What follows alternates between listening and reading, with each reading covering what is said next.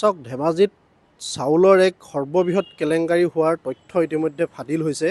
ধেমাজি FCIৰ পৰা প্ৰায় 26,800 বেগ চাউল সৰলুকি হোৱাৰ বাতৰি ইতিমধ্যে সমগ্ৰ অসমত বিয়পি পৰিছে। আমাৰ ধেমাজিতো ইয়াক ব্যাপক প্ৰতিক্ৰিয়াৰ সৃষ্টি হৈছে আৰু এই ক্ষেত্ৰত আমি ছাত্ৰ সন্থাৰ স্পষ্ট কথা যে ছাত্ৰ সন্থাই আমি স্পষ্টভাৱে দাবী জনাইছোঁ যে এবেগ দুবেগ নহয়, প্ৰায় 26,800 বেগ 26,800 বেগ চাউল সৰলুকি হোৱাটো কোনো এটা সৰু ঘটনা নহয়, এটা বৃহৎ ঘটনা, বৃহৎ কেলেংকাৰী।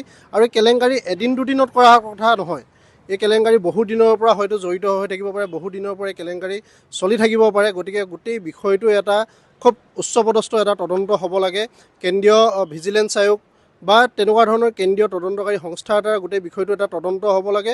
আৰু কেৱল নিয়ম মাফিক এই ধেমাজি FCIৰ 5জন কৰ্মচাৰীক নিলম্বন কৰিয়ে গোটেই দায়িত্ব সামৰিলে নহ'ব।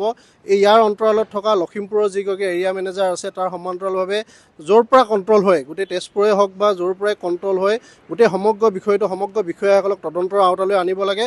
আৰু আমি জনামতে FCIত প্ৰতি 3 মাহৰ মূৰে মূৰে তেওঁলোকৰ গুদামৰ ষ্টক ৰেজিষ্টাৰ তেওঁলোকে পৰীক্ষণ কৰে, নিৰীক্ষণ কৰে, তেওঁলোকে কিমান বেগ মজুত আছে, কিমান কি আছে, সকলোখিনি কথা বতৰা তেওঁলোকে প্ৰতি 3 মাহৰ মূৰে মূৰে তেওঁলোকে নিৰীক্ষণ কৰিব লাগে।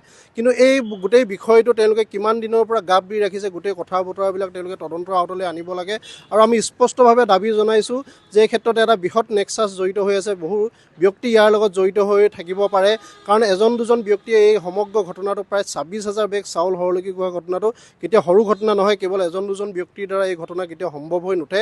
সেইকাৰণে আমি বিশেষ তদন্তকাৰী সংস্থা এটাৰ তদন্তৰ আহ্বান জনাইছোঁ। আৰু তাৰ সমান্তৰালভাৱে সেই তদন্তত তেওঁলোকে যিগৰাকী ধেমাজি FCIৰ পৰা য'লৈকে চাউল সৰবৰাহ হয়, কাৰণ ইয়াৰ পৰা PDSৰ চাউল সৰবৰাহ হয়, ইয়াৰ পৰা অপেন মাৰ্কেটৰ যিবিলাক চাউল সৰবৰাহ হয়, সকলো বিষয়ে যোনে যোনে এই বিষয়বোৰৰ লগত জড়িত হৈ আছে, যোনে এইবোৰ চাউলৰ কাম কাজত জড়িত হৈ থাকে, যোনে চাউলবোৰ সৰবৰাহ কৰে, তেওঁলোককো তদন্তৰ আওতালৈ আনিব লাগে। পুংখানুপুংখভাৱে গোটেই বিষয়টো তদন্ত হ'ব লাগে। আৰু এই চাউলৰ কেলেংকাৰীৰ লগত জড়িত থকা প্ৰতিজন ব্যক্তিক দৃষ্টান্তমূলক শাস্তি প্ৰদান কৰিব লাগে। কাৰণ সৰ্বসাধাৰণ ৰাইজৰ বাবে অহা সুলভ মূল্যত অহা চাউলৰ এই কেলেংকাৰী কেতিয়াও সহ্য কৰা নহ'ব।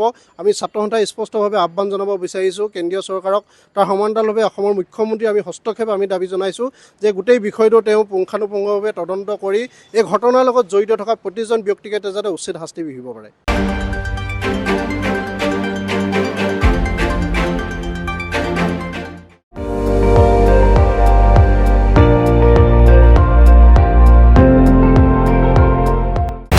আপুনি চাই আছে ND24, সৰ্বশ্ৰেষ্ঠ নহয় সৰ্বোত্তমৰ দৌৰত।